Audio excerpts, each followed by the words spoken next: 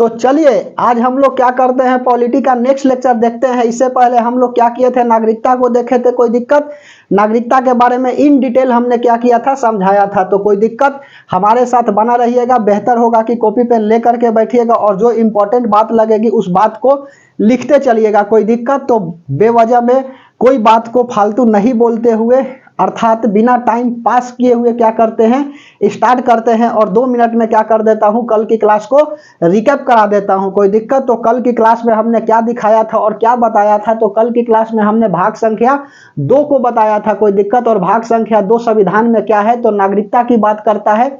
और इसका सबसे पहले जो है चर्चा किसने किया था, तो अरस्तु ने किया था। नागरिकता कहां से लाया गया है, तो भारतीय संविधान में नागरिकता ब्रिटेन के संविधान से लाया गया है। कोई दिक्कत, उसके बाद में कहां से कहां तक इसकी चर्चा है, तो अनुच्छेद 5 से लेकर के अनुच्छेद 11 तक क्या है, इसकी चर्चा है। कोई दिक्कत, तो अनुच्छेद 5 क्या कहता है, प्रारंभ में नागरिकता की बात कही गई है कि नागरिकता जो है कैसे मिलेगी। कोई दिक्कत, उसके बाद में भारत से पाकिस्तान गए लोगों की नागरिकता, ठीक है। तो आर्टिकल नंबर 6 कहता है। आर्टिकल 7 क्या कहता है कि पाकिस्तान से भारत आए लोगों की नागरिकता हो जाएगी। उसके बाद में 8 में क्या कहता है, तो 8 में कहता है कि कोई विदेश जाता है और विदेश जाने पर वह क्या करता है, घूमता है, तो उसकी नागरिकता जो है ना समाप्त नहीं की जाएगी। कोई दिक्कत, विदेश जाता है घूमने के लिए, शिक्षा प्राप्त करने के लिए, इलाज करवाने के लिए, तो उसकी नागरिकता समाप्त नहीं की जाएगी। लेकिन मान के चलिए कि विदेश जाता है और वहीं की नागरिकता ले लेता है, तो भारत में दोहरी नागरिकता का कोई प्रावधान नहीं है और भारतीय नागरिकता क्या हो जाएगी, समाप्त हो जाएगी। आर्टिकल 9 के तहत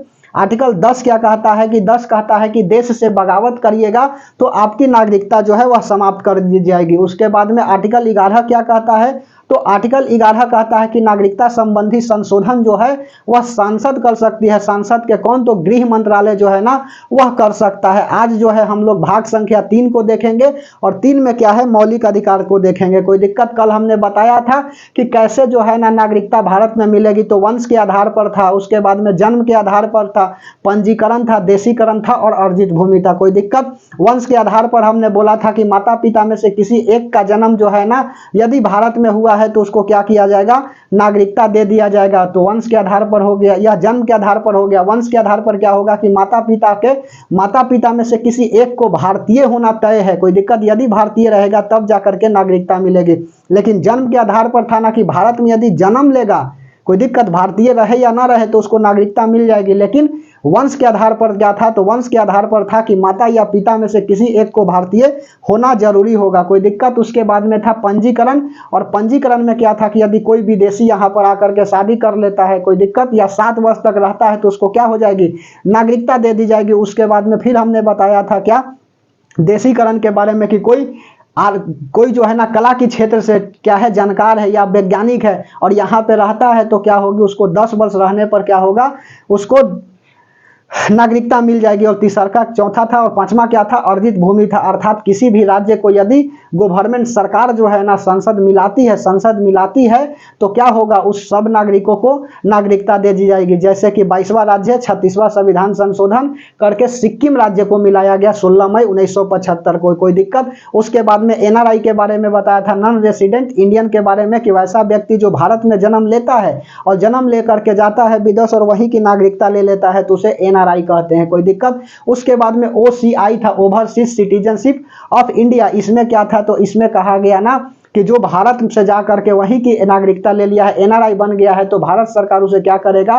पासपोर्ट देगा कि आप भारत आइए और घूमिए।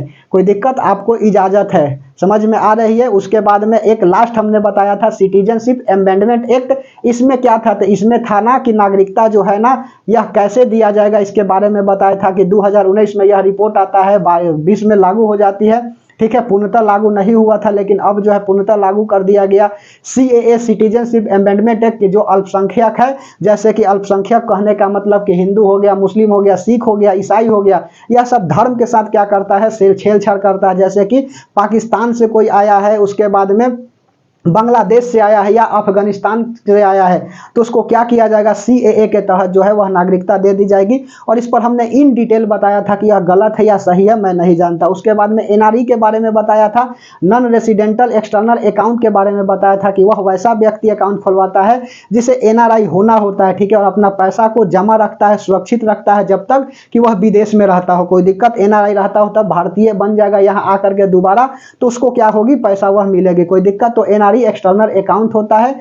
उसके बाद में फिर हमने क्या बताया था, तो फिर उसके बाद में NRC के बारे में बताया था, नॉन रजिस्टर्ड कारपोरेशन के बारे में बताया था कि यह जो है ना एक जनगणना का, NRC जनगणना नहीं, यह जो है ना यहाँ पर क्या है, नागरिकता कैसे मिलेगी, तो 30 सर्टिफिकेट में से कम 2 सर्टिफिकेट आपको होना जरूरी होगा। उसके बाद में NPR बताए थे, नेशनल पॉपुलेशन रजिस्टर, यह जनगणना का एक अपडेट था कि आखिरकार आपकी परिवार और आप कहाँ रह रहे हैं उसके अनुसार क्या किया जाएगा, आपको जनगणना की जाएगी। कोई दिक्कत। तो आज आइए हम लोग चर्चा करते हैं क्या, मौलिक अधिकार के ऊपर, और मौलिक अधिकार क्या होता है उसके बारे में इन डिटेल पढ़ेंगे। तो हमारे साथ बना रहिएगा और बेहतर होगा कि कॉपी पेन ले करके बैठिएगा। हर दिन की भांति आज भी हमने क्या करा दिया, रिकैप करा दिया। कोई दिक्कत। तो चलिए, लिखने में जो भी है वह समय जाता है, ध्यान से समझते चलिए और हेडिंग लगा लीजिए मौलिक अधिकार। ऐसे मत लिखो, ऐसे लिखिए भाग संख्या 3, ठीक है, भाग 3। और भाग 3 में क्या है, तो भाग 3 में आपका मौलिक अधिकार है। कोई दिक्कत।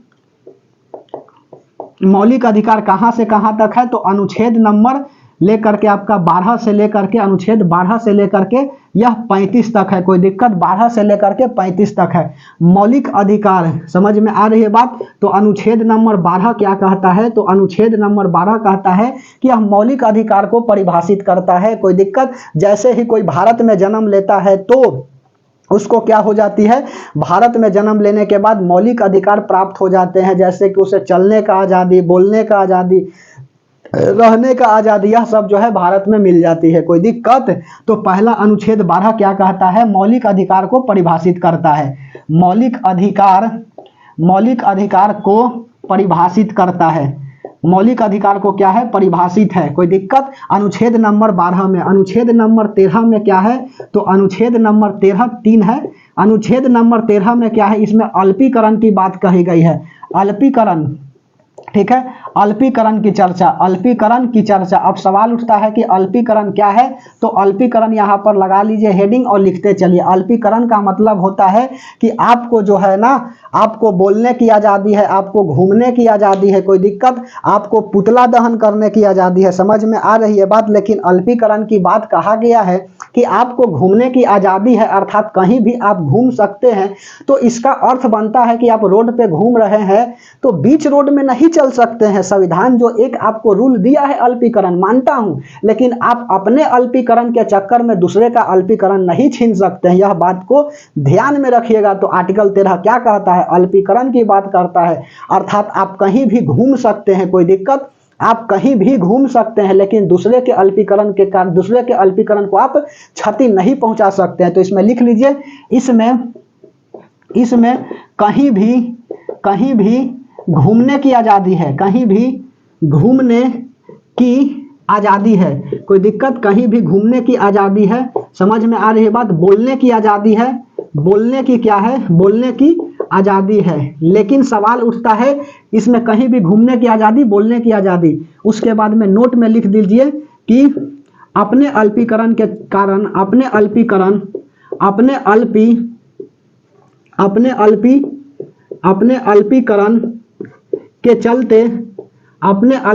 के चलते दूसरे के अल्पीकरण का क्षति नहीं पहुंचा सकते हैं। कोई दिक्कत। क्षति नहीं पहुंचा सकते हैं। समझ में आ रही है बात। अब ऐसा नहीं कि संविधान जो है ना आपको अल्पीकरण का बात कहा है तो आप कहिएगा कि हमें घूमने की आज़ादी है तो घूमने की आज़ादी है, बोलने की आज़ादी है तो बोलने की आज़ादी है। तो ऐसा नहीं कि आप जो है ना किसी को गाली बक दीजिएगा। कोई दिक्कत। यह संविधान जो है ना आपको नहीं बताता है, ठीक है, कि आप अपने अल्पीकरण के चक्कर में दूसरे का अल्पीकरण नहीं छीन सकते हैं। और उसके बाद में 13 के बाद अनुच्छेद नंबर 14 लिख लीजिए। अनुच्छेद 14 में क्या है, तो अनुच्छेद 14 में है आपका विधि के शासन की बात है, ठीक है, विधि के शासन की व्यवस्था, ठीक है, विधि के शासन, ठीक है, विधि के शासन की व्यवस्था, कोई दिक्कत, विधि के शासन की क्या है, व्यवस्था है। अब इसमें 14 में 14 का एक क्या कहता है, तो 14 का आर्टिकल 1 कहता है, अनुच्छेद 14 का 1 क्या कहता है, समझ करके बात को लिखिएगा।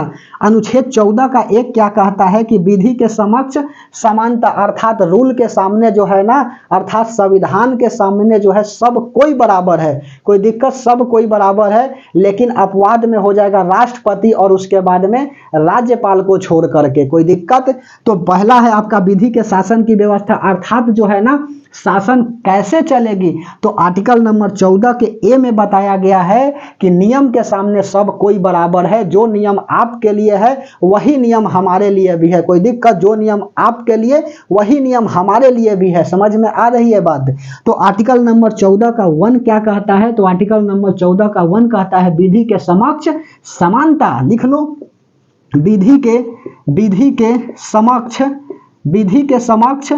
विधि के समक्ष समानता, कोई दिक्कत, विधि के समक्ष क्या है, समानता की बात करता है, समानता बोले तो इक्वालिटी की बात करता है, समझ में आई बात। अपवाद में लिख लीजिए नोट में बात डाल करके, राष्ट्रपति और राज्यपाल को छोड़ करके, राष्ट्रपति एवं राज्यपाल को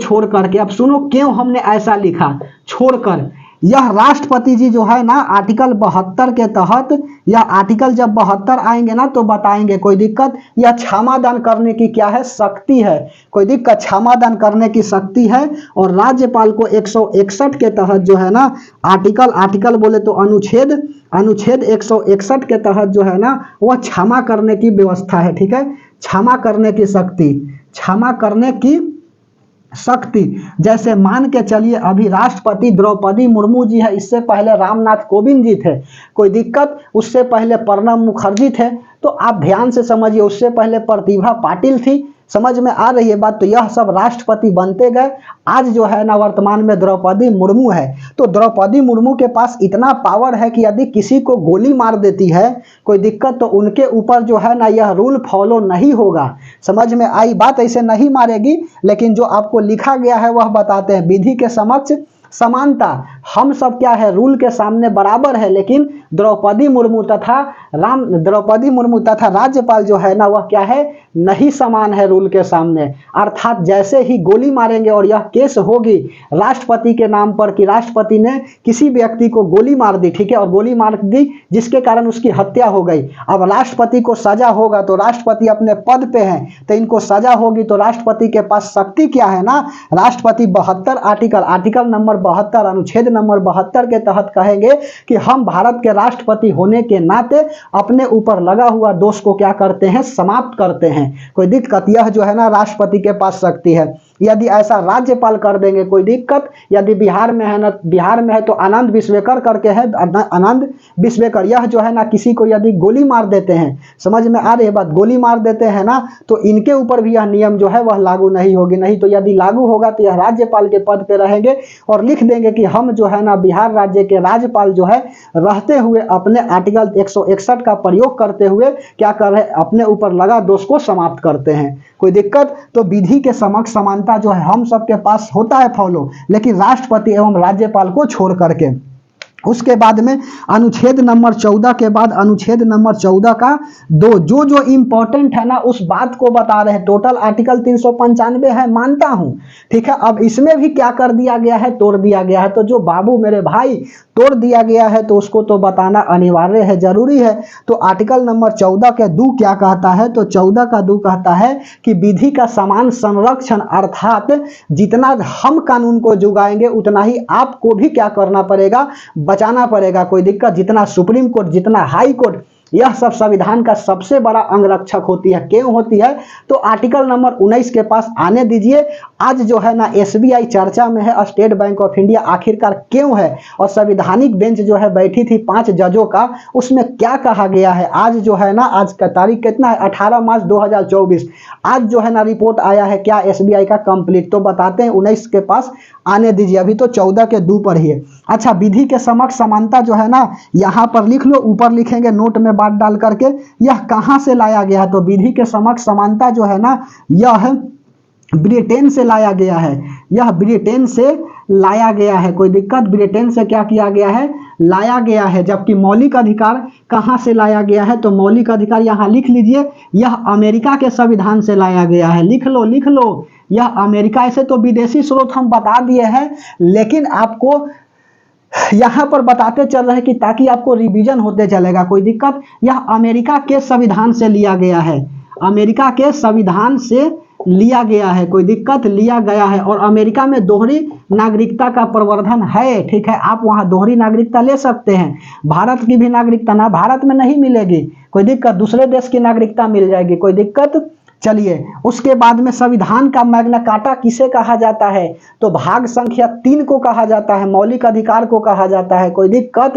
अर्थात जब आपका मौलिक अधिकार का उल्लंघन होगा तो आप जो है ना हाई कोर्ट और सुप्रीम कोर्ट जा सकते हैं, यदि अल्पीकरण की बात है। और मान के चलिए, जैसे कि आपको एक बात बताए कि आप यदि ग्रामीण क्षेत्र से बिलोंग करते होंगे तो अल्पीकरण में क्या कहा गया है 13 आर्टिकल में, कि आपको घूमने की आज़ादी है। अर्थात आप जब ग्रामीण क्षेत्र में जाइएगा ना, तो जो जमीन वगैरह छोड़े हुए होते हैं, तो कहते हैं ना, जिसके आगे होता है कि हम इसके माहे रास्ता नहीं चलने देंगे, देखते हैं तुम कैसे चलोगे। तो अर्थात आपकी यहाँ अल्पीकरण की क्या है, उल्लंघन की बात हुई है, अल्पीकरण की उल्लंघन की बात हुई है। पुलिस वाला को बताइए, यदि पुलिस वाला नहीं सुनता है तो सीधा आप जाइए कहाँ पे, सिविल कोर्ट जाइए। सिविल कोर्ट यदि नहीं बात मानता है तो सीधा हाई कोर्ट चल जाइए, आर्टिकल 226 कहता है। और उसके बाद में आर्टिकल 32 के तहत जो है ना संवैधानिक उपचार की चर्चा है, आप सुप्रीम कोर्ट चल जाइए, कोई दिक्कत कि हमारा महोदय क्या हुआ है, अल्पीकरण का क्या है, उल्लंघन हुआ है, कोई दिक्कत। तो जज साहब क्या करेंगे, वहां पे फटकार लगाएंगे, क्योंकि जज जो है ना किसी के बाप से भी नहीं डरता है। समझ में आई बात, तो ध्यान से समझते चलिए। इसीलिए कहते हैं कि पढ़िए, अच्छा से पढ़िए, क्योंकि शिक्षा वह शेरनी का दूध होता है, क्योंकि जो जितना पिएगा उतना ही दहाड़ेगा। समझ में आई बात, इसलिए ध्यान से बात को समझते चलिए, कोई दिक्कत। तो संविधान का मैग्ना कार्टा किसे कहा जाता है, तो संविधान का मैग्ना कार्टा जो है वह भाग संख्या 3 को कहा जाता है, कोई दिक्कत। एक तो पहला बात, पॉलिटी पढ़ने से आपको फायदा क्या होगी, पॉलिटी पढ़ने से यह फायदा होगा कि आप समाज में रहना सीख जाइएगा कि किस तरह से हमको रहना है, आखिरकार संविधान ने हमें क्या क्या दिया है, कोई दिक्कत। और उसके बाद जो है ना परीक्षा में तो क्वेश्चन यहाँ से फंसेगा ही फंसेगा, एकदम तय है, क्वेश्चन देगा ही देगा। तो परीक्षा की खोपड़ी में भी छेद हो जाएगी, तथा साथ साथ जो है ना आसपास के जो पड़ोसी है, जो संविधान को नहीं पढ़े हैं और आप भी नहीं पढ़ी और आपको क्या कर रहा है, दबा रहा है, तो वहां से आप ऊंचे हो जाइएगा, कोई दिक्कत। तो आप भी यदि आप पढ़ लीजिएगा ना तो गलत करने से नहीं डरिएगा, और यदि आपके प्रति कोई गलत कर रहा है तो उसके बाप से भी नहीं डरिएगा, कोई दिक्कत। इसलिए ध्यान से बात को समझिए। तो अल्पीकरण की चर्चा की गई है, ठीक है, नोट में यहां पर बात डाल करके लिख लो। संविधान का मैग्ना कार्टा किसे कहा जाता है, तो संविधान के मैग्ना कार्टा भाग संख्या 3 को कहा जाता है, कोई दिक्कत। तो संविधान की मैग्ना कार्टा कौन है, आज की क्लास में बताएंगे, एक्चुअल बात बताएंगे कि पुलिस की क्या पावर है, कैसे ले जाएगी उठा करके, कब आपको लतियाएगी, इंट्रोगेशन कब करेगी, कस्टडी में कब लेगी, रिमांड पे कब लेगी। ध्यान से समझते चलिए बात को, समझ में आई बात। तो संविधान का मैग्ना कार्टा, ठीक है, मैग्ना कार्टा, संविधान का मैग्ना कार्टा भाग 3 को कहा जाता है, 3 को कहा जाता है। यह भी सवाल पूछा हुआ है कि संविधान का मैग्ना कार्टा किसे कहा जाता है, तो भाग 3 को कहा जाता है। समझ में आई बात, लिख लीजिए, जो भी हमारे दिमाग में चलता है सीधा लिख देता हूं, ठीक है। सवाल जिस तरह से पूछे बस परीक्षा की खोपड़ी में छेद करना है, बात खत्म, ठीक है। तो 14 का ए क्या कहता है, विधि के समक्ष समानता, और आर्टिकल नंबर 14 का 2 क्या कहता है, विधि के समान संरक्षण। अर्थात सुप्रीम कोर्ट जितना रूल को फॉलो करेगा, जितना जुगाएगा, उतना ही जनता को भी क्या बनती है कि आप जो है ना क्या करिए, नियम को बांध करके रखिए, नियम को जुगा करके रखिए, नियम के विरुद्ध मत जाइए, नियम के खिलाफ मत जाइए, कोई दिक्कत। नियम के साथ चलिए, क्योंकि अहिंसा करिएगा तो कोई नहीं आपको बोलेगा, और हिंसा करिएगा तो यही तो पुलिस चाहती है कि तुम हिंसा करो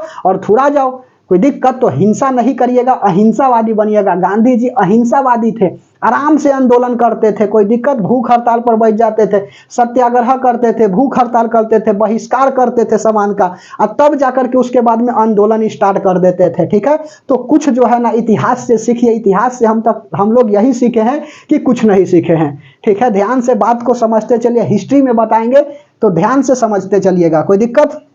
तो विधि के समक्ष समानता ऊपर से मिटा दे, समझ में आ रही है, अच्छा लग रहा है, अच्छी बात है। विधि के समक्ष समानता और आर्टिकल नंबर 14 के 2 क्या कहता है, विधि के समान संरक्षण, विधि के समान संरक्षण, लिख लीजिए, विधि के समान संरक्षण लिख लिए, चलो हम भी लिख देता हूं, विधि के समान संरक्षण, ठीक है, 14 का 2 लिख लो। और यह कहां से लाया गया है, तो अमेरिका के संविधान से लाया गया है। तो आर्टिकल नंबर ऐसे लिखेगा, अनुच्छेद 14 और यहां पर ब्रैकेट में 2 लिख देना है, कोई दिक्कत, लिखने का तरीका समझते चलिए। विधि के समक्ष समानता हो गया, अगला क्या है, विधि के समान संरक्षण, ठीक है, विधि के समान संरक्षण, ठीक है, समान संरक्षण, समझ में आई बात। विधि के समक्ष समानता और विधि के समान संरक्षण, इसके अर्थात कहा गया कि सुप्रीम कोर्ट, हाई कोर्ट जितना आपका रक्षा करेगी संविधान का, उतना ही आपका कर्तव्य बनता है कि आप भी क्या करिएगा, संविधान का उतना ही रक्षा करिएगा, क्योंकि सबसे बड़ा रक्षक संविधान का सुप्रीम कोर्ट होता है और हाई कोर्ट होता है, कोई दिक्कत। चलिए, तो विधि के समान संरक्षण, टोटल अभी भारत में कितने हाई कोर्ट है बाबू मेरे, 25 हाई कोर्ट है, ध्यान से समझते चलिए बात को, ठीक है। तो विधि के समान संरक्षण यह कहां से लाया गया है, यह अमेरिका के संविधान से लाया गया है, यह अमेरिका के संविधान से लाया गया है, यह अमेरिका के संविधान से लाया गया है। तो विदेशी स्रोत तो ऐसे हम बता ही दिए हैं, ठीक है, आपको रिवीजन के तौर पर क्या करते हैं, बताते चलते हैं, कोई दिक्कत, इसको मिटा दें। चलिए, अगला आर्टिकल नंबर 15 लगाइए, शैक्षणिक संस्थान की बात करता है। शैक्षणिक संस्थान कहने का अर्थ क्या है, चलिए, शैक्षणिक संस्थान कहने का अर्थ क्या है, बना रहिएगा। फिर उसके बाद में लोक नियोजन में समानता की बात कहता है, कोई दिक्कत। चलिए, तो आर्टिकल नंबर 15 क्या कहता है, अनुच्छेद नंबर 15, अनुच्छेद 15 कहता है शैक्षणिक संस्थान की चर्चा, शैक्षणिक संस्थान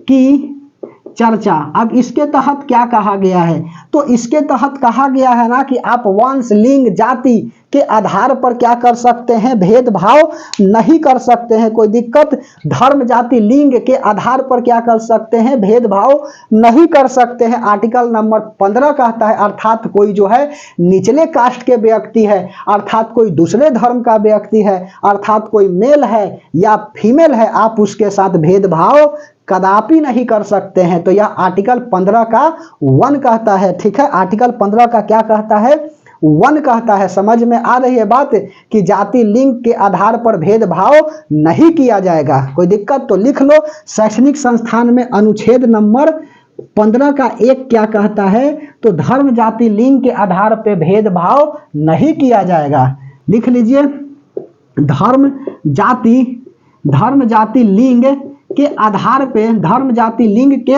आधार पर भेदभाव नहीं किया जाएगा, भेदभाव नहीं किया जाएगा, कोई दिक्कत नहीं किया जाएगा। लेकिन एक नोट में बात आप लिख लीजिएगा मेरे भाई, क्या लिखना है कि पॉजिटिव डिस्क्रिमिनेशन के लिए यह क्या है, उत्तरदायी है। पॉजिटिव डिस्क्रिमिनेशन कहने का मतलब है कि राष्ट्र सेवा के लिए यह जो है ना किया जा सकता है, अर्थात यदि देश पर किसी की बात आ जाएगी, तो देश में यदि कोई विद्रोह हो जाता है, कोई दूसरा देश अटैक करता है, तो अब तो खैर महिलाएं भी क्या हो गई है, पावरफुल हो गई है, कोई दिक्कत। लेकिन यदि मान के चलिए महिलाएं नहीं लड़ने के समक्ष, योग्यता उसमें नहीं है लड़ने के लिए, तो महिलाओं को वहां क्या किया जाएगा, लिंग के आधार पर भेदभाव किया जाएगा, कोई दिक्कत, यह संविधान में लिखा गया है। तो देश राष्ट्र के लिए भेदभाव किया जाएगा, अर्थात ऐसे नहीं किया जाएगा, समझ में आ रही है बात। तो देश राष्ट्र के लिए पॉजिटिव डिस्क्रिमिनेशन के आधार पर भेदभाव कर सकते हैं, कोई दिक्कत। चलिए, समझ में आई बात, तो लिख लो, पॉजिटिव डिस्क्रिमिनेशन, पॉजिटिव डिस्क्रिमिनेशन के आधार पर यह क्या है, तो यह जो है ना संभव है। बात समझ में आई कि बाउंस कर गई। पॉजिटिव डिस्क्रिमिनेशन कहने का मतलब है कि राष्ट्र सेवा के लिए आप क्या कर सकते हैं, तो आप भेदभाव कर सकते हैं, समझ में आई बात, बोलिए। उसके बाद में अनुच्छेद नंबर 15 का 3 लिख लीजिए, 15 का 3, ठीक है, 15 का 3 क्या कहता है, तो 15 का 3 अनुच्छेद कहता है ना कि राज्य जो है ना वह महिलाओं के लिए विशेष प्रावधान की क्या करेगी, व्यवस्था करेगी, ठीक है। राज्य जो है वह महिलाओं के लिए क्या करेगी, बच्चों के लिए क्या करेगी, विशेष प्रावधान की व्यवस्था करेगी। कोई दिक्कत, विशेष प्रावधान मतलब कि अतिरिक्त अनुदान वगैरह की क्या करेगी, बात करेगी। तो लिख लीजिए, राज्य सरकार महिलाओं एवं बच्चों के लिए विशेष प्रावधान की बात कर सकती है। कोई दिक्कत, समझ में आई बात। विशेष प्रावधान की बात कर सकती है कि मतलब क्या, जैसे कि महिलाओं के लिए कई सारे योजना निकलता है, बच्चों के लिए कई सारे योजना निकलता है। तो यह आर्टिकल किसके तहत कहा गया है, तो 15 के 3 के तहत कहा गया है। और अनुच्छेद नंबर क्या लिख लीजिए, 15 का 4 लिख लीजिए। 15 का 4 क्या हो जाएगा, तो EWS, ठीक है, EWS जो निचले कास्ट के व्यक्ति है ना उसके लिए आरक्षण की बात कहा गया है। कोई दिक्कत, उसके लिए क्या कहा गया है, आरक्षण की बात कहा गया है। समझ में आई बात, बोलिए। तो लिख लो EWS के लिए, EWS का मतलब निचले कास्ट के जो व्यक्ति हैं, निचले स्तर के व्यक्ति, कोई दिक्कत, निचले स्तर के व्यक्ति, समझ में आ रही है बात।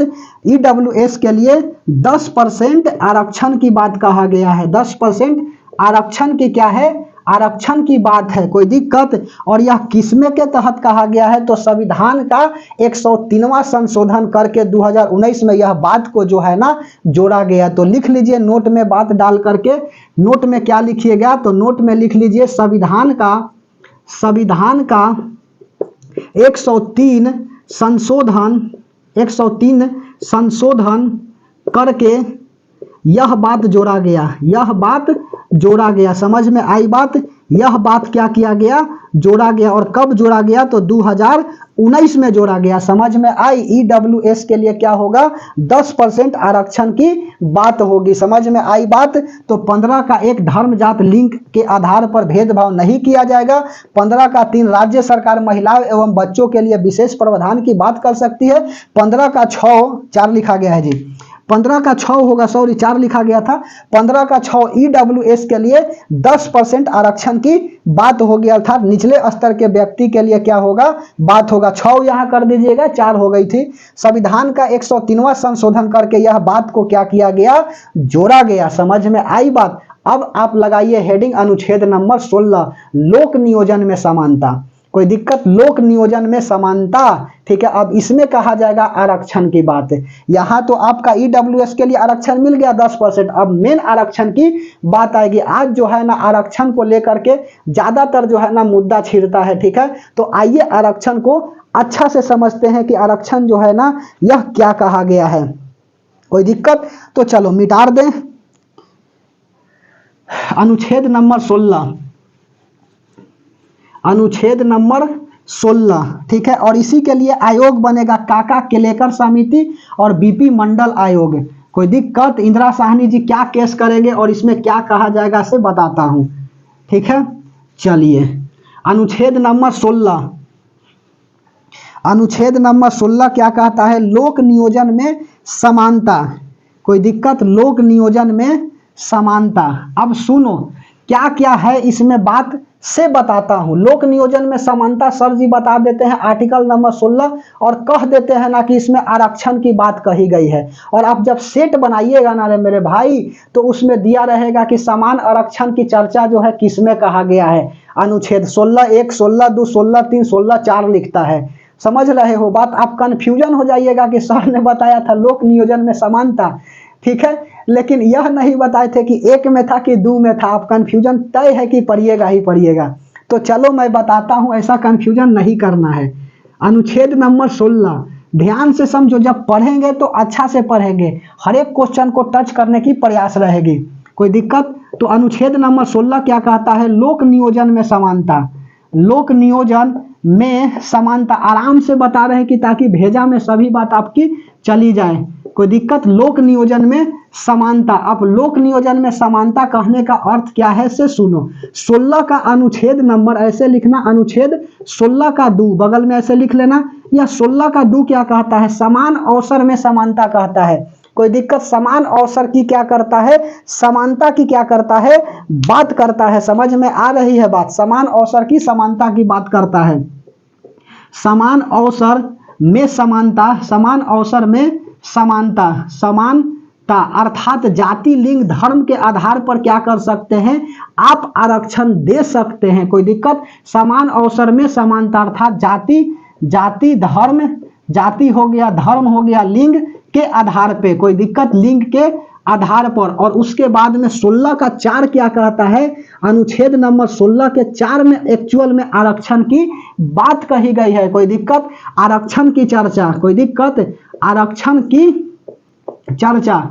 समझ में आ रही है बात? आरक्षण की क्या होगी? चर्चा की बात होगी अनुच्छेद नंबर 16 के 4 में। अब सुनो कि आरक्षण होता क्या है। आरक्षण का मतलब होता है पॉजिटिव डिस्क्रिमिनेशन। कोई दिक्कत? पॉजिटिव डिस्क्रिमिनेशन कहने का अर्थ है कि यदि कोई भी व्यक्ति निचले स्तर है, ठीक है, निचले स्तर से क्या कर रहा है, बिलोंग कर रहा है, और वह समाज में नीचे जा रहा है, कोई दिक्कत? समाज में नीचे जा रहा है, तो आरक्षण उसे दे करके क्या किया जाएगा? ऊपर उठा दिया जाएगा। कोई दिक्कत? ऊपर उठा दिया जाएगा। समझ में आई बात?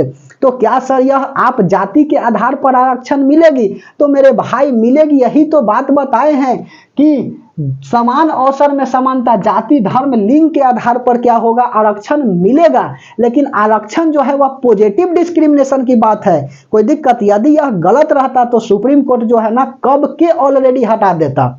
समझ में आ रही है बात? सुप्रीम कोर्ट जो है ऑलरेडी कब के यह हटा चुका होता, क्योंकि आरक्षण जो है पॉजिटिव डिस्क्रिमिनेशन के क्या है? बात करता है। समझ में आई? जैसे कि कोई निचले स्तर का व्यक्ति है अर्थात कमजोर वर्ग से है और वह समाज में नीचे जा रही है, तो आरक्षण के तहत जो है उसको ऊपर उठा दिया जाएगा। समझ में आई बात? क्योंकि आप जानते हैं अच्छा से कि भीमराव अंबेडकर जी जो है संविधान के निर्माता, उनके साथ कितना दुर्व्यवहार किया गया था। तो बाबा भीमराव अंबेडकर जो है ना वह किसी चीज को गलत नहीं लिख करके जाएंगे। समझ में आई बात? चलिए, तो यह तो बात की बात है। तो 16 का 4 क्या करता है? आरक्षण की चर्चा करता है। और इसमें जो है ना एससी को क्या किया गया है? तो एससी को 15% आरक्षण की बात कही गई है और एसटी को 7.5% आरक्षण की बात कही गई है। कोई दिक्कत? अच्छा, 15 का 3, 16 का 4 हो गया, उसके बाद में 16 का 3 लिखना छूट गया। ठीक है, 16 का 3 यहां पर लिख लो, 2 के बाद 3 यह भी पूछता है। ठीक है, राज्य सरकार अपनी भर्तियां की शर्तें रख सकती है। राज्य सरकार अपनी भर्तियां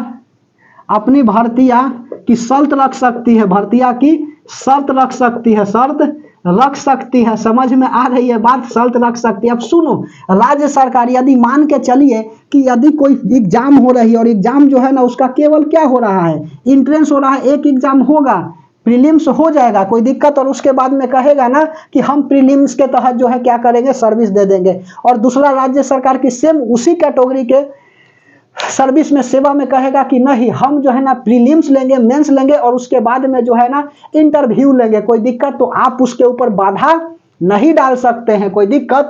यदि कोई सरकार भर्तियां निकालती है तो कह देगी कि हम अपने राज्य का ही लड़का को लेंगे, दूसरा के राज्य को नहीं लेंगे, तो आप उस पर बाधा नहीं डाल सकते। यह आर्टिकल नंबर 16 का 3 कहता है। कोई दिक्कत? मैं बिहार से बिलोंग करता हूं, कोई दिक्कत?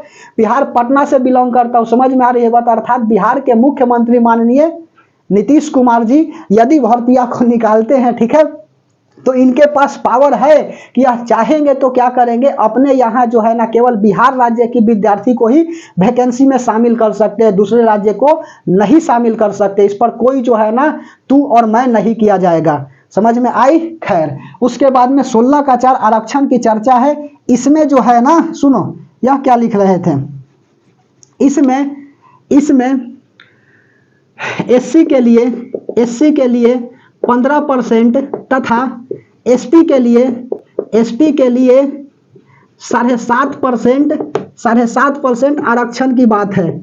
आरक्षण की क्या है? आरक्षण की बात है। समझ में आई बात? उसके बाद सुनो, अगला अनुच्छेद 16 का 4 हो गया, अब इसके लिए क्या करता है, इसके लिए जांच आयोग बनती है कि आरक्षण को लेकर के आप देखिएगा ना तो हरदम क्या होता है, हरदम जो है ना यह कुछ ना कुछ हरदम झिरा रहता है विवाद कि आरक्षण गलत है, कोई कहेगा कि आरक्षण जो है ना ठीक है, कोई कहेगा कि आरक्षण जो है ना आपका गलत है, कोई कहेगा ठीक है। तो इसके लिए मतलब तू मैं हरदम करते रहेगा व्यक्ति, ठीक है।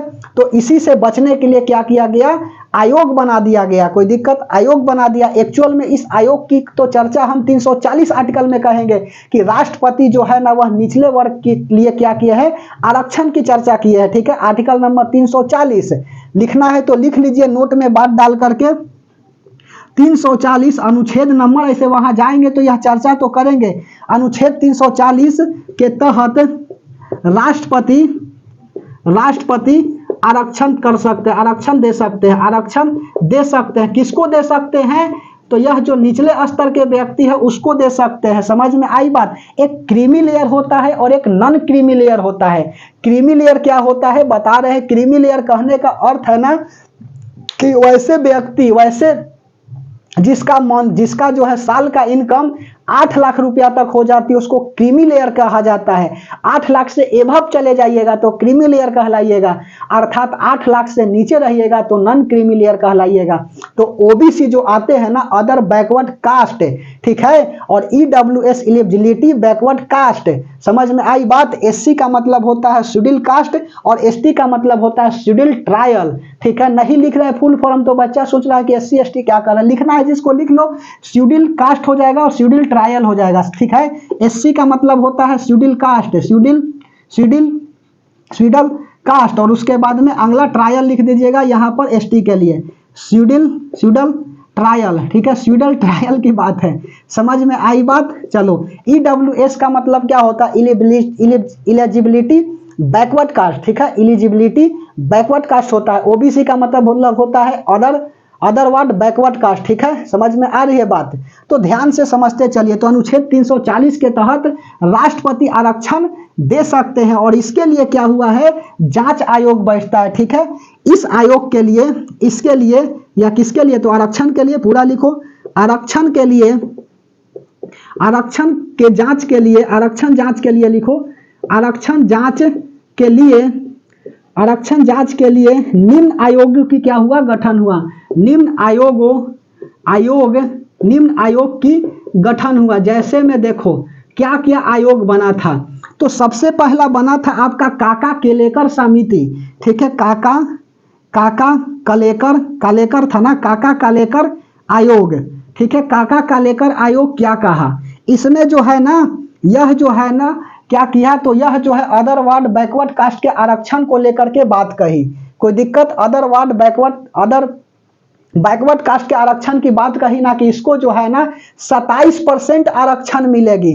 कोई दिक्कत, या ओबीसी के लिए 27% आरक्षण की बात कर दिया। जब आरक्षण की बात कर दिया ना तो 1953 में यह क्या करता है, स्थापना होता है, और 1955 में यह रिपोर्ट देता है। और रिपोर्ट में लिखता क्या है ना कि अदर बैकवर्ड कास्ट के लिए आरक्षण जो है वह कितना होगा, 27% होगा। इसका कोई बात नहीं माना, तुम जो है गलत बोल रहे हो, समझ में आई बात। तो इसका कोई बात नहीं माना काका कलेकर आयोग का, और उसके बाद में बीपी मंडल आयोग बनाया गया, ठीक है। तो चलो बीपी मंडल आयोग की बात करता हूं, पहले काका कलेकर आयोग की बात को लिख दूं, कोई दिक्कत। इसकी स्थापना कब होता है, स्थापना 1953 में हुआ, 1953 में हुआ, तथा इसने 1955 में रिपोर्ट दिया, 1955 में रिपोर्ट दिया। और यह रिपोर्ट में क्या लिखा था, रिपोर्ट दिया कि ओबीसी के लिए जो है ना, इस रिपोर्ट में क्या था, तो रिपोर्ट में था कि ओबीसी के लिए अदर बैकवर्ड कास्ट के लिए कितना आरक्षण होगी, 27% आरक्षण की बात होगी। कोई दिक्कत, 27% आरक्षण की बात। और इस आयोग का बात जो है ना कोई नहीं माना, ठीक है। इस आयोग की बात किसी भी ने नहीं मानी, किसी भी या कोई भी लिखो, इस आयोग की बात कोई भी व्यक्ति नहीं माना। समझ में आई बात, नहीं माना। कहा कि यह आयोग जो है वह फर्जीवाड़ा है, गलत है, 27% आरक्षण आप कैसे दे दीजिएगा किसी को, ठीक है। ओहू में कह रहे हैं ओबीसी को, समझ रहे हो, यह क्रीमी लेयर में आता है, ठीक है, यह क्रीमी लेयर में आता है। और ओबीसी में कौन, तो बैकवर्ड कास्ट जो है ना आपका BC2, ठीक है, यह क्या आते हैं BC2 में यादव लोग आते हैं, समझ में आ रही बात। और ओबीसी के जनरल एक आता है जनरल, जनरल में क्या आते हैं, तो जनरल में जो उचले कास्ट के होते हैं ब्राह्मण आते हैं, ठीक है। उसके बाद में भूमियार, यह सब जो है ना, जाति की नाम तो नहीं लेंगे, यह सब जो है जनरल में आते हैं, समझ में आ रही है बात। ओबीसी में कौन आता है, यादव परिवार से आते हैं, समझ में आ रही है। तो इसमें 27% आरक्षण की बात हो गई, और जब 27% आरक्षण की बात हुआ ना, तो इस आयोग को गलत ठहरा दिया गया और कोई नहीं माना। तब जाकर के VP मंडल आयोग बनाया गया, ठीक है। VP मंडल आयोग 1978 में स्थापना होती है और 1980 में क्या करता है, यह रिपोर्ट देता है। कोई दिक्कत, चलिए मिटा दें, चलो समझ में आ गई बात। आयोग, अब हेडिंग लगाइए BP मंडल आयोग, ठीक है। BP मंडल आयोग, विश्वनाथ प्रताप नाम था BP मंडल। इसके समय प्रधानमंत्री कौन थे, ठीक है। अभी तो 92 में कहानी करेंगे, इंदिरा साहनी केस क्या करता है, इंदिरा गांधी की बात नहीं कर रहे हैं जी, अभी पहले लिखने दो, उसके बाद समझाने में मजा आएगा, ठीक है। वादा है कि अनुच्छेद जो भी आपका परीक्षा में पूछा जाएगा आपको समझा देंगे, कोई दिक्कत।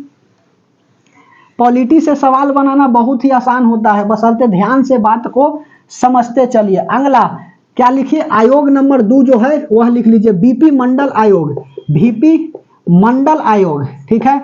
VP मंडल आयोग, यह क्या आयोग कहता है, यह आयोग की स्थापना कब होती है, उसके बाद में यह रिपोर्ट कब देता है, उसके बाद में रिपोर्ट के बाद में है ना इस रिपोर्ट में क्या कहा गया, यह सब बात को हम क्या करेंगे, चर्चा करेंगे। तो ध्यान से सुनिए, इसका स्थापना जो है अभी जस्ट बोले 1978 में होता है, कोई दिक्कत, 1978 में होता है। और 1978 में जब हुआ ना, तो यह रिपोर्ट जो है ना कब दिया, 1980 में दिया। और 1980 में दिया तो इंदिरा साहनी इस समय क्या किए, केस किए, ठीक है। इस समय नहीं, 1992 में करेंगे, ध्यान से, सॉरी। 1980 में रिपोर्ट देता है, और 1980 में रिपोर्ट देता है ना, तो कहा जाता है कि आरक्षण जो है ना इसमें क्या कर दीजिए, SC के लिए 15% कर दीजिए, ST के लिए क्या करिए 7.5% करिए, और OBC के लिए 27% करिए। इसकी बात जो है ना फुलफिल कुछ देर के लिए हुई, ठीक है, कुछ देर के लिए हुई। लेकिन यही सवाल को क्या कहा गया, 1990 में जो है ना BP सरकार था, उस समय विश्वनाथ प्रताप सिंह की सरकार थी, यह इंदिरा साहनी केस करती है 1992 में, कहा जाता है कि यह गलत है। और उसके बाद में सुप्रीम कोर्ट फटकार लगाती है ना कि अब यदि आरक्षण जो है ना वह 27% नहीं मिलेगी, आरक्षण जो है ना 27% नहीं 50% से ज्यादा हो ही नहीं सकता है। तो एक क्रीमी लेयर बांट दिया और दूसरा नॉन क्रीमी लेयर बांट दिया। तो ध्यान से बात को समझिएगा थोड़ा सा। BP मंडल आयोग स्थापना कब होता है, लिखेंगे ज्यादा समझ में आएगा। 1978 में स्थापना होता है। रिपोर्ट कब देता है, तो रिपोर्ट 1980 में देता है। इसमें भी कहा गया, इसमें भी SC के लिए कितना 15% आरक्षण, ST के लिए कितना हो जाएगा, ST के लिए 7.5% आरक्षण तथा OBC के लिए 27% आरक्षण की बात हुई। 27% आरक्षण की क्या हुई, बात हुई, आरक्षण की बात हुई। जो आरक्षण को लेकर के इतना मुद्दा छेड़ता है ना, वह ध्यान से एक बार इस आयोग को पढ़ ले। कोई दिक्कत, आरक्षण एक्चुअल में है क्या, कल नागरिकता के बारे में बताया, आज आरक्षण पर चर्चा छेड़ रहे हैं, तो ध्यान से समझिएगा बात को। इसमें भी SC के लिए 15%, ST के लिए 7.5% तथा OBC के लिए 27% आरक्षण की बात हुई। लेकिन सवाल यहाँ पर फंस गया कि 1990 में VP मेनन की सरकार थी, विश्वनाथ प्रताप इस समय प्रधानमंत्री थे, और इंदिरा साहनी जो है ना वह केस करती है 92 में, ठीक है, 92 में केस करती है। और सुप्रीम कोर्ट क्या करता है, इसको फटकार लगाता है कि आरक्षण जो है 50% से ज्यादा बढ़ेगा ही नहीं, और यहाँ पर क्रीमी लेयर और नॉन क्रीमी लेयर बांट दिया। कोई दिक्कत, तो चलो 1990 के तहत प्रधानमंत्री कौन थे, तो VP सिंह थे, ठीक है, VP सिंह बोले तो विश्वनाथ प्रताप, लिख लो, विश्वनाथ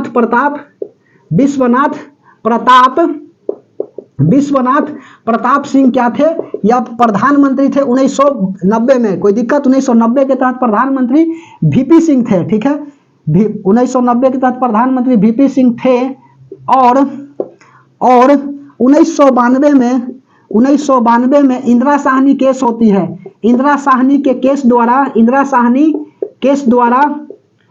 द्वारा सुप्रीम कोर्ट से कहा जाता है, इंदिरा साहनी केस द्वारा सुप्रीम कोर्ट के माध्यम से कहा जाता है कि आरक्षण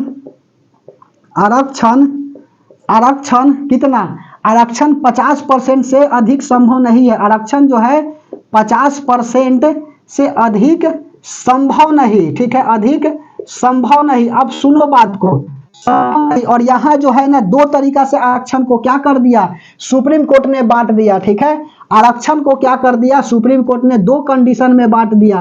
कैसे बांटा, तो एक क्रीमी लेयर बांट दिया, क्रीमी लेयर, और दूसरा क्या कर दिया, नॉन क्रीमी लेयर को बांट दिया। क्रीमी लेयर और दूसरा जो है ना नॉन क्रीमी लेयर, समझ में आ रही है बात। Non creamy layer, creamy layer में क्या हुआ, तो क्रीमी लेयर में कहा गया ना कि जिसकी तनख्वाह साल में 8 लाख से ज्यादा है वह क्रीमी लेयर में आएगा और उसको जो है ना आरक्षण 27% नहीं मिलेगी, बात खत्म। समझ में आ रही है बात। और इसमें कौन आते हैं, BC2 आते हैं, कोई दिक्कत, BC2 आते हैं। तो लिख लो क्रीमी लेयर, जिसकी तनख्वाह, जिसकी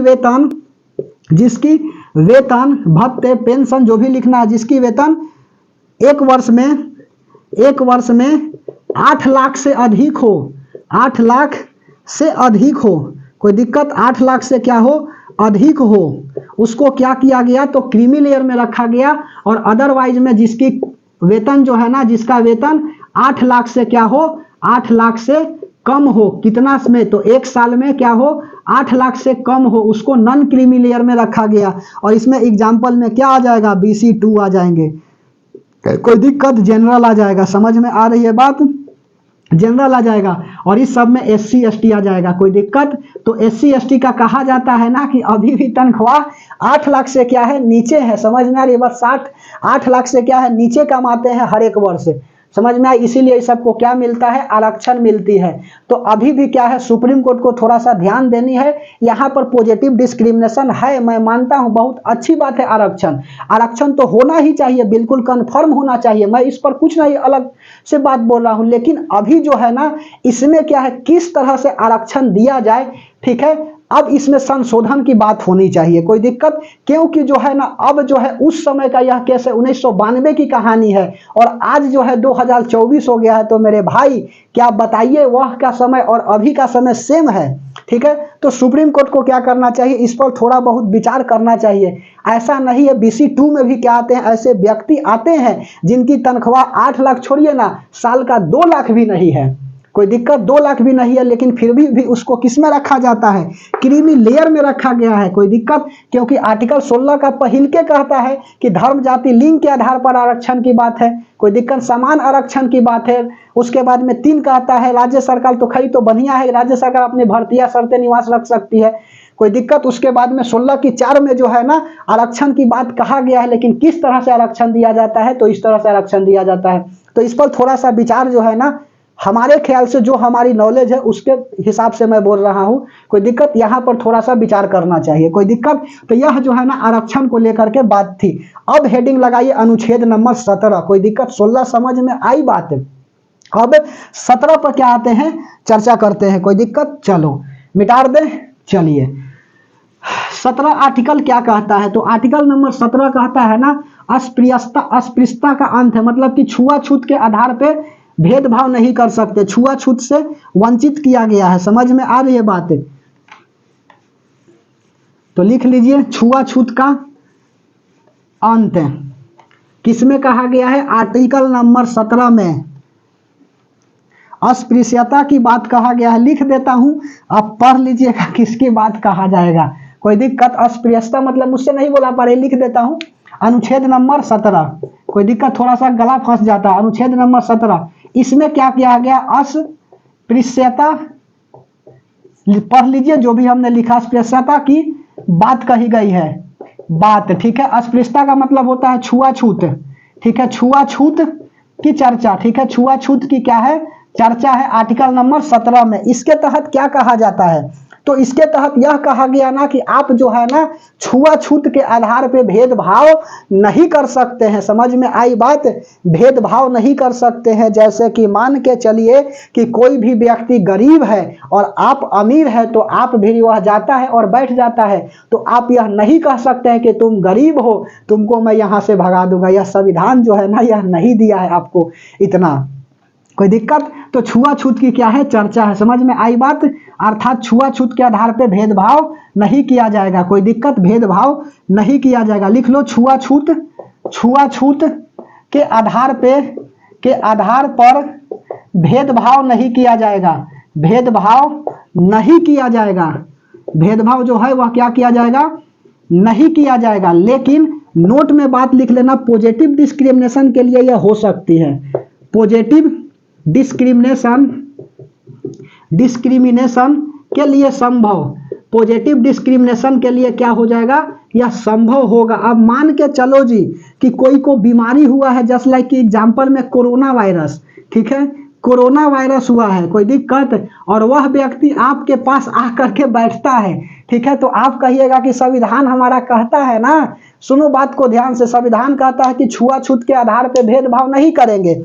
अब बताओ कि उस व्यक्ति को क्या हुआ है? कोरोना हुआ है, और कोरोना हुआ है और आपके पास बैठा है, तो आपको भी कोरोना से प्रभावित कर देगा? तो नहीं, यहाँ पर पॉजिटिव डिस्क्रिमिनेशन है, आप संविधान का उल्लंघन नहीं कर रहे। पॉजिटिव डिस्क्रिमिनेशन है, आप इसके आधार पर क्या कर सकते हैं? छुआछूत कर सकते हैं। कोई दिक्कत? छुआछूत कर सकते हैं, अर्थात उसको लात मार करके भगा सकते हैं, यह कहने का अर्थ है। कोई दिक्कत? उसके बाद में आर्टिकल नंबर 18, अनुच्छेद नंबर 18, समझ में आ रही है बात? अनुच्छेद नंबर 18 क्या कहता है? इसको बताने से पहले एक नोट में बात लिख लो जो हमारे दिमाग से निकल रही है अभी।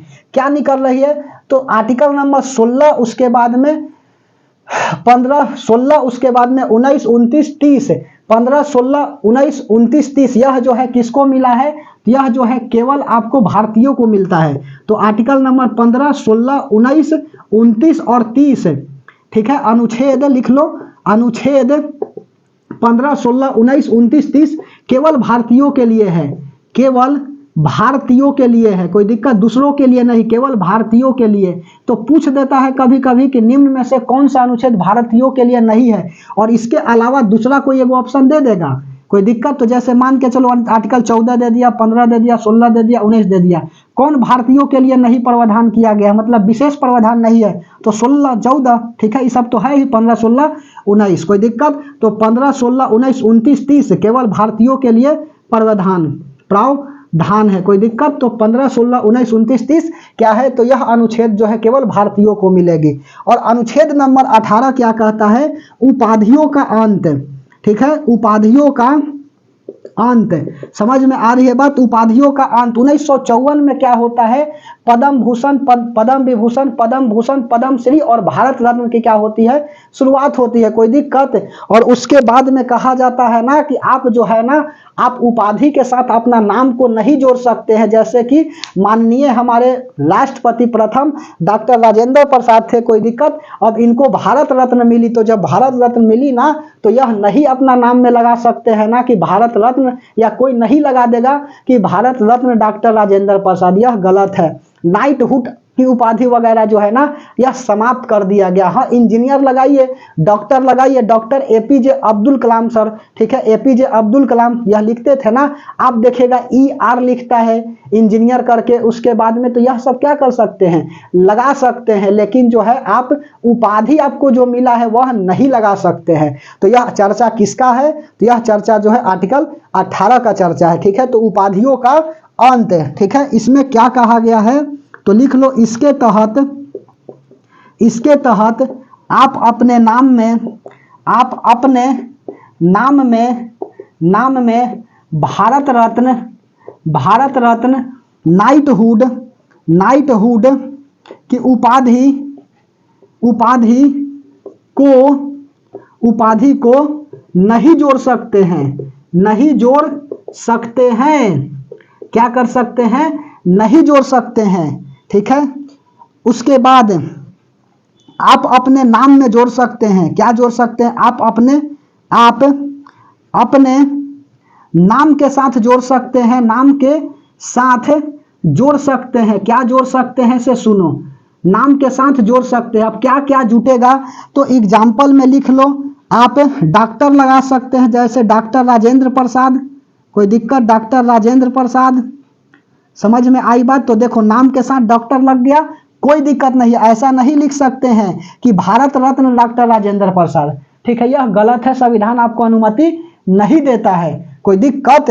तो डॉक्टर राजेंद्र प्रसाद लिख सकते हैं। Doctor APJ Abdul Kalam, APJ Abdul Kalam, ठीक है, अब्दुल कलाम, ठीक है। इंजीनियर जो लिखना है तो लिख लो। अब जैसे मान के चलो ER लिख लिए, कोई दिक्कत। इंजीनियर कपीश तिवारी, ठीक है, कपीश तिवारी, समझ में आ रही है बात। तो यह सब क्या किया जा सकता है, लिखा जा सकता है, लेकिन अपने नाम में भारत रत्न वगैरह जो है वह नहीं लगा सकते हैं। तो उपाधियों का अंत समझ में आया, आर्टिकल नंबर 18। उसके बाद में आर्टिकल नंबर 19, 19 का 1 2 3 4 5 6 7, यह सब का सब इंपॉर्टेंट है। तो आइए हमारे साथ बना रहिएगा, 19 को समझाते हैं थोड़ा सा डिटेल में। और SBI जो है ना चर्चा में बना हुआ है, क्यों बना हुआ है आज बात को बताएंगे, कोई दिक्कत। चलिए बना रहिएगा 1 मिनट।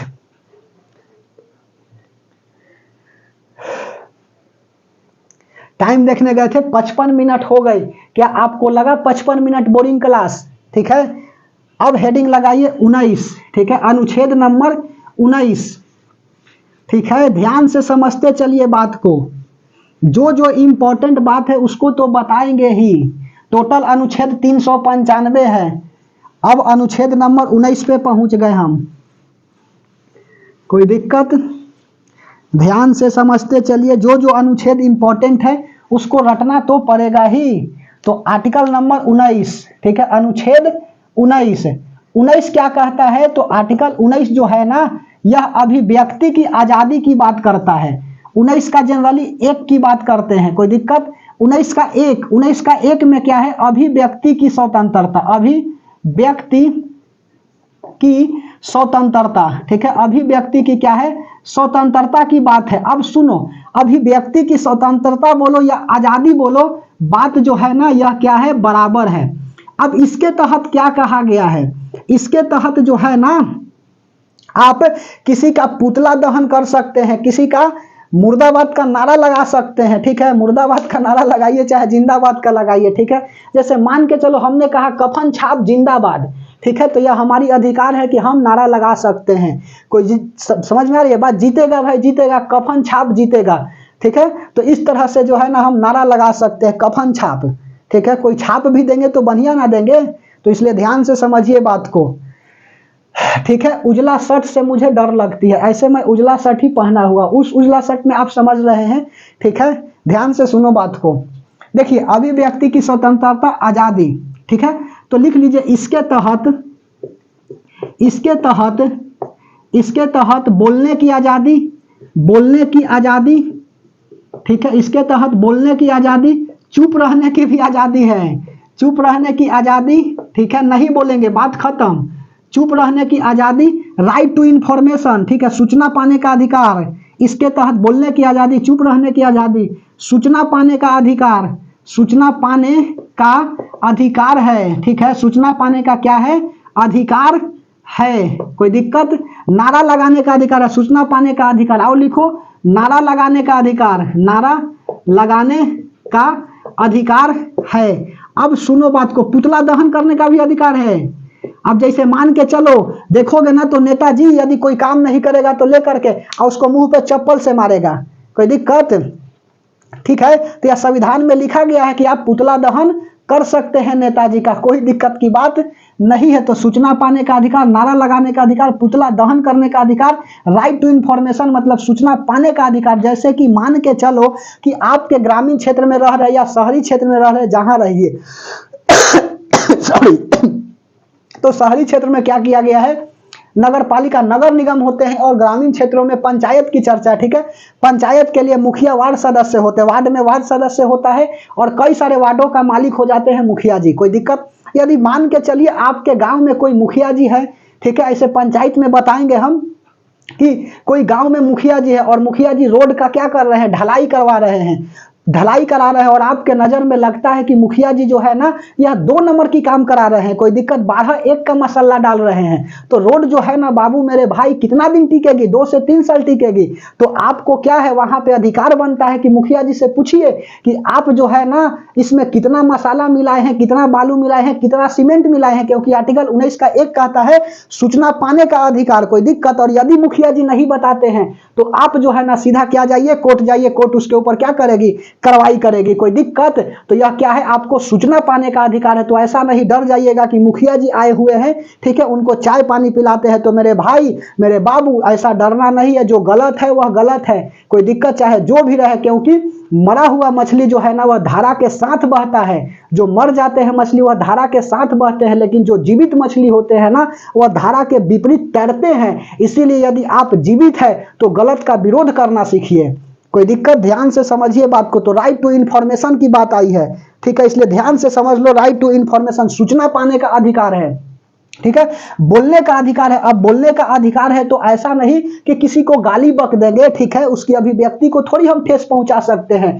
बोलने के लिए एक हद में रह करके, एक सीमा में रह करके बोला जाता है, और जो मैं बात बोल रहा हूँ एक हद में रह करके ही बोल रहा हूँ, कोई दिक्कत। तो संविधान पढ़ाने का एक ही मेरा उद्देश्य है कि पहला बात क्वेश्चन को तो बता सके, तथा साथ साथ जो है ना आपको उतना योग्य बना दे कि समाज जो है ना यदि गलत करे तो आप गलत का विरोध किस तरह से करेंगे, कोई दिक्कत। ध्यान से समझिए बात को, ठीक है। तो नारा लगाने का अधिकार, सूचना पाने का अधिकार। सुनो इसके तहत क्या हुआ, तो एक कहानी बताते हैं हम कि इलेक्शन बॉन्ड, ठीक है, इलेक्शन बॉन्ड अभी फिलहाल में चर्चा में है। इलेक्शन बॉन्ड में क्या है, तो इलेक्शन बॉन्ड में जो है ना, जैसे कि आप मंदिर जाते हैं तो मंदिर में क्या होता है, दान पेटी रहती है, और उस दान पेटी में क्या होता है, तो उस दान पेटी में होता है आपका दान करने के लिए पैसा डालना होता है, ठीक है। आप डालिए तब भी खुश, नहीं डालिए भगवान तब भी खुश, कोई दिक्कत, इसमें दिक्कत की बात नहीं है।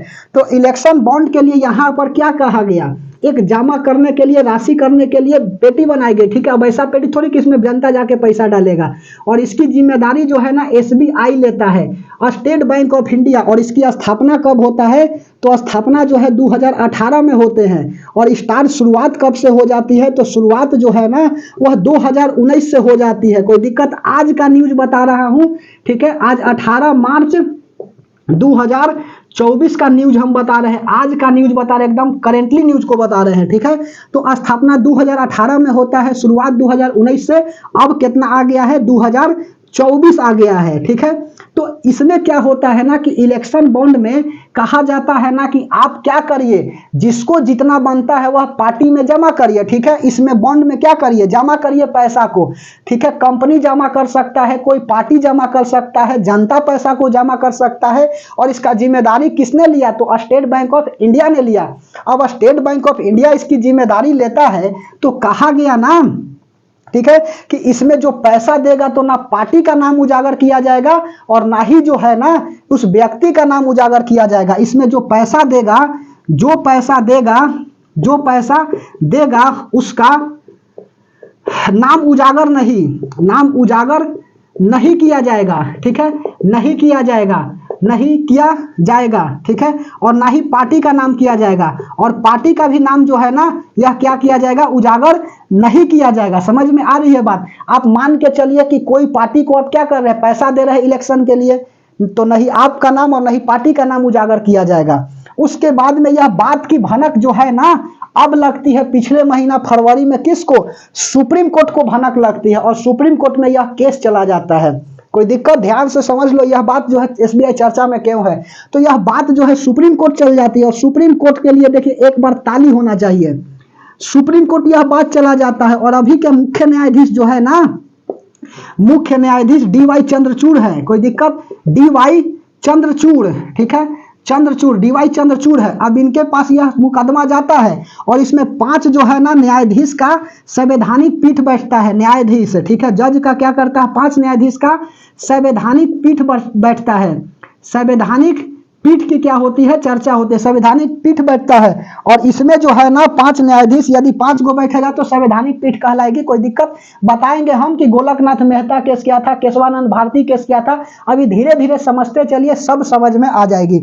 5 न्यायाधीश संवैधानिक पीठ बैठता है और यह 5 न्यायाधीश सुप्रीम कोर्ट के जज को कहते हैं, मुख्य न्यायाधीश को, कि जज साहेब महोदय, यह जो हो रही है इलेक्शन बॉन्ड यह गैर संविधानिक है, कोई दिक्कत, गैर संविधानिक है। तो डीवाई चंद्रचूड़ कहते हैं कि बिल्कुल गैर संविधानिक है, क्योंकि 19 का आर्टिकल नंबर 1 क्या कहता है, सूचना पाने का अधिकार कहा गया है। तो मेरे भाई यहां पर कहा गया है कि जो पैसा देगा उसका नाम उजागर नहीं किया जाएगा, अर्थात तुमको सूचना मिला कहाँ, कोई दिक्कत, किस पार्टी को कितना पैसा दिया यह भी नाम आपको नहीं आया, इस पार्टी को कितना पैसा गया, तो यह जो है ना गैर संविधानिक था, कोई दिक्कत। और 5 न्यायाधीश संवैधानिक पीठ बैठता है। तो सुप्रीम कोर्ट कहते हैं कि बिल्कुल जो है डीवाई चंद्रचूड़ गलत है, और यह क्या करता है, एसबीआई को नोटिस जारी करता है। एसबीआई को क्या करता है, नोटिस जारी करता है, सुन लो बात को ध्यान से, जारी करता है और कहता है ना कि जो इलेक्शन बॉन्ड में पैसा जमा हुआ है उसकी हमें रिपोर्ट सौंपो, ठीक है, रिपोर्ट क्या करो, जारी करो, ठीक है।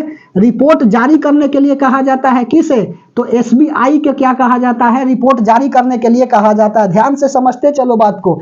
अब रिपोर्ट जारी करने के लिए कहा गया, इसको 26 दिन का समय दिया गया एसबीआई को, ठीक है, 26 दिन का क्या कहा गया, समय दिया गया कि तुम जो है ना इस रिपोर्ट को क्या कर दो, जारी कर दो। लेकिन करता क्या है एसबीआई, 25 दिन निकाल देता है ऐसे ही। और 11 मार्च की बात कर रहा हूं कि 11 मार्च के यह क्या कहता है एसबीआई, जो बीत गया 7 दिन पहले, 11 मार्च को कहता है कि महोदय हमको जो है ना 3 सप्ताह की और समय चाहिए, कोई दिक्कत। तो डीवाई चंद्रचूड़ जो है ना वह लताड़ते हैं। अब एसबीआई समझ लिया है ग्राहक को और जनता को कि आज जो है ना आपका पैसा नहीं निकलेगा, अकाउंट नहीं खुलेगी, लंच हो गई है, लंच के बाद आइएगा। यह सुप्रीम कोर्ट के जज के सामने ऐसा बात बोल दिया। तो चंद्रचूड़ साहब कहते हैं कि तुम 25 दिन से कर क्या रहा था, अब जो है ऑनलाइन सिस्टम की व्यवस्था है तो तुम चाहोगे तो तुरंत इंफॉर्मेशन को दे सकते हो, लेकिन 25 दिन तुमने किया क्या, ठीक है, इसीलिए कोई तुमको टाइम नहीं मिलेगी, 24 घंटा का समय है, तुम जो है ना क्या करो, जल्दी से जल्दी रिपोर्ट जारी करो, और नहीं तो कोर्ट जो है ना तुम्हारे ऊपर कार्रवाई करेगी, कोई दिक्कत, तुम्हारे ऊपर कार्रवाई करेगी। तो जब 25 दिन में एसबीआई नहीं किया, 12 मार्च को क्या कर रहा है, 12 मार्च को एसबीआई जो है ना यह रिपोर्ट दे देता है, कोई दिक्कत, यह जो है ना यह रिपोर्ट जो है वह जारी कर देता है। बताओ मेरे भाई कि 25 दिन में जो नहीं कर पाया SBI, state bank of India, वह 24 घंटा में रिपोर्ट को क्या कर दिया, जारी कर दिया, कोई दिक्कत। और इस रिपोर्ट में क्या था, ध्यान से समझते चलो बात को, यहां लिखे इस रिपोर्ट में क्या था, तो इस रिपोर्ट में था, एग्जाम्पल बता रहे हैं, समझना बहुत ही जरूरी है। इस रिपोर्ट में था कि जो इलेक्शन बॉन्ड से पैसा मिले हैं उसमें सर्वश्रेष्ठ पार्टी है आपका बीजेपी, ठीक है, बीजेपी, भारतीय जनता पार्टी, ठीक है, बीजेपी भारतीय जनता पार्टी, इसको कितना मिला है, तो 6060 करोड़ रुपया मात्र जो है ना चंदा के तौर पर मिला है। तो इलेक्शन बॉन्ड क्या है, यह चंदा की पैसा है, चंदा की पैसा, कैसे चंदा जो है ना इकट्ठा किया जाएगा, या किस लिए इकट्ठा किया जाता था, ताकि जो है ना इलेक्शन में इस पैसा को खर्चा किया जाए, कोई दिक्कत। और यह इलीगल था, संविधान के विरुद्ध चल रही थी, क्योंकि सूचना पाने का अधिकार है, कहां सूचना का नाम उजागर किया जा रहा था। तो डीवाई चंद्रचूड़ यह सब भेजते हैं नोटिस। तो सुनो बीजेपी को क्या मिलता है, बीजेपी पार्टी से मिलता है 6060 करोड़ रुपया जो है ना पकड़ाता है। उसके बाद में दूसरा जिसको हम लोग कहते थे क्या कि भारत की सबसे कमजोर पार्टी है तृणमूल कांग्रेस, तृणमूल जो है ना कांग्रेस की बात नहीं कर रहा हूं, तृणमूल कांग्रेस की बात कर रहा हूं। इसके में कितना पकड़ाता है, 1609 करोड़, ठीक है, 1609 करोड़ रुपया की क्या आती है, चंदा आती है इसको, ठीक है। उसके बाद में तीसरा कांग्रेस, ठीक है, कांग्रेस के पास 1421 करोड़, ठीक है, 1421 करोड़ जो है ना यह रुपया जो है वह पकड़ाता है। अब जो है ना यहां पर तो रिपोर्ट एसबीआई जारी कर दिया, लेकिन डीवाई चंद्रचूड़ साहब कहते हैं कि अभी भी तुमने रिपोर्ट क्या किया है, गलत दिया है। जैसे कि सुनो रिपोर्ट जो है ना वह गलत है, कैसे गलत है, तो यहाँ पर यह जो बॉन्ड है ना इसमें क्या किया गया है, स्कैनिंग करने के लिए जो पैसा दर्शाया गया है, स्कैनिंग के लिए जो यहाँ पर अल्फाबेट नंबर दर्शाए गए हैं, इसको क्या कर दिया है, तुमने इसको छिपा लिया है। बताओ कि इसको उजागर क्यों नहीं किया, और यह काहे नहीं बताया कि बीजेपी को 6060 करोड़ रुपया चंदा मिली, तृणमूल कांग्रेस को 1609 करोड़ और कांग्रेस को 1421 करोड़। तो किसने कौन पैसा इतना दिया, कोई दिक्कत, उसका नाम तुमने उजागर क्यों नहीं किया, जानकारी जो है ना वह अधूरा दिया है। और आज 18 मार्च को क्या करता है यह एसबीआई फिर से क्या करता है, 18 मार्च 2024 को आज की तारीख बोल रहा हूं, ठीक है। आज के आज जो क्या करता है, रिपोर्ट जारी करता है और उसके बाद जो है ना, उसके बाद क्या होती है, सबका नाम उजागर किया जाता है। तो धन्य है सुप्रीम कोर्ट जो ने क्या कर लिया, संविधान को डूबने से यहां बचा लिया, ठीक है। आज भी जो है ना संविधान जिंदा और सुप्रीम कोर्ट को सैल्यूट। कोई दिक्कत, ठीक है, कि नेता से जो है ना, चाहे सरकार किसी की भी हो, कोई दिक्कत, सुप्रीम कोर्ट के जज जो है वह नहीं डरे और खुल करके न्याय किए, ठीक है। इसलिए सुप्रीम कोर्ट के लिए आज क्या है, तालियां बजने वाली बात है, ठीक है, जो संविधान को क्या कर लिए, बचा लिए। कोई दिक्कत। तो आर्टिकल नंबर 19 का 1 क्या कहता है, बोलने की आजादी, चुप रहने की आजादी और सूचना पाने का अधिकार है। तो ठीक है, आज की क्लास को यहीं पे अंत करता हूं और हम लोग मिलते हैं क्या, नेक्स्ट क्लास में। अनुच्छेद नंबर 19 के बाद 2 सभा करने की आजादी, बिना हथियार सभा करने की आजादी है। संगठन बनाने की आजादी है 3 में, घूमने की आजादी है 4 में, भारत में रहने की आजादी है 5 में, भारत में जमीन खरीदने की आजादी है 6 में और व्यवसाय करने की अधिकार है, व्यवसाय करने की क्या है, अधिकार है 7 में। कोई दिक्कत, ठीक है। तो हम लोग क्या करते हैं, इस बात को नेक्स्ट क्लास में चर्चा करते हैं। समझ में आई बात? बोलिए। पॉलिटी पढ़ करके मजा आ रही है? पॉलिटी इसीलिए पढ़ा रहा हूं कि ताकि क्वेश्चन को आप बना सके, तथा साथ साथ जो है ना, संविधान आपको क्या शक्तियां दी है। और आप जो है संविधान को नहीं पढ़े हैं तो एक बार मेरे भाई जरूर से जरूर पढ़ लीजिए, ठीक है। संविधान बहुत ही अच्छा चीज है। कोई दिक्कत? हम तो मानते हैं कि संविधान जो है ना, हर एक स्कूल में यह लागू कर दिया जाए कि कम से कम संविधान को जो है ना, सप्ताह में 2 दिन बिल्कुल पढ़ाया जाए। कोई दिक्कत? समझ में आ रही बात? आर्टिकल को पढ़ाया जाए शुरू से लेकर के अंत तक, नहीं तो आर्टिकल नहीं पढ़ाया जाता, ऊपर वाला बात पॉलिटी में बताया जाता है। यह सब बात कहाँ बताया जाता है बच्चों को?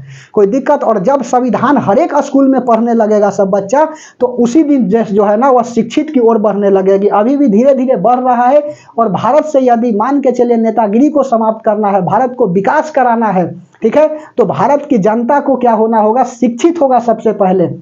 तभी जो है ना, भारत जो है ना एक विकसित देश बन सकता है। कोई दिक्कत? ऐसे तो विकास देश की ओर जा ही रहा है, ठीक है। विकसित कब बनेगा? जब भारत की जनता जो है ना शिक्षित हो जाएगी। क्योंकि नेता को आप अच्छा से जानते हो कि नेता लोग क्या कहते हैं ना, कि अपने हक के लिए क्या करो, लड़ो, ठीक है। यह नेताजी एक्चुअल में आप देखिएगा तो रैली से संबोधन करते हैं ना, तो कहते हैं कि मेरे प्यारे देशवासियों, मेरे भाइयों एवं बहनों, क्या करो, तुम अपने हक के लिए लड़ो, ठीक है। तो आप बताइए मेरे भाई, या हक के लिए लड़ो कहने की बात के बजाय वहां पे यदि कह देते कि अपने हक के लिए पढ़ो, तो क्या हो जाता? समझ में आई बात? तो नेताजी नहीं कहते हैं, नेताजी कहते हैं कि अपने हक के लिए लड़ो, नहीं कहेंगे कभी कि अपने हक के लिए पढ़ो। क्योंकि जिस दिन पढ़ लोगे, शिक्षित हो जाओगे, तो नेता के लिए सबसे जो है ना दुख की बात यही होगा। क्योंकि जो व्यक्ति पढ़ लेगा अच्छा से ना, तो किसी के पहला बात रैली में जाके जिंदाबाद का नारा नहीं लगाएगा, उसके बाद में 500 रुपए लेकर के वोट नहीं देगा। समझ में आ रही है बात? वह जो है शिक्षित व्यक्ति जो है ना, वह शिक्षा की बात करेगा और वह उसको पता लग जाएगी कि क्या गलत है और क्या सही है। जाति के आधार पे क्या करेगा, वोट नहीं देगा। मैं तो सीधा सीधी बात कहता हूं सरकार को कि आप 5 किलो चावल और 5 किलो गेहूं देने के बजाय जो है ना, बस कोई एक योजना लाइए। कोई दिक्कत है? कोई एक योजना लाइए और उसमें कहिए ना कि हर घर रोजगार योजना हम लाए हैं, ठीक है। हर घर रोजगार योजना क्या करिए, सबको आप रोजगार दे दीजिए। सरकार से यह विनती है, कोई दिक्कत, सबको रोजगार दे दीजिए। रोजगार मिल जाएगी तो व्यक्ति के पास क्षमता है कि वह 5 किलो चावल और 5 किलो गेहूं जो है ना, वह खरीद सकता है। तो मेरे भाई जागो, ठीक है, जागो, अभी भी जागो और पढ़ो। जब तक नहीं जागोगे तब तक कुछ नहीं होगा। अपने हक के लिए लड़ो, नहीं, अपने हक के लिए पढ़ो। यदि देश का विकास चाहते हो, अपने परिवार का विकास चाहते हो, अपना विकास चाहते हो, अपनी सपना को संवारना चाहते हो, तो हक के लिए लड़ना नहीं होगा, हक के लिए पढ़ना होगा, ठीक है। तो आइए हम लोग इस बात को नेक्स्ट क्लास में क्या करेंगे, चर्चा करेंगे। तब तक के लिए हम लोग मिलते हैं नेक्स्ट क्लास में, ठीक है। तब तक के लिए धन्यवाद।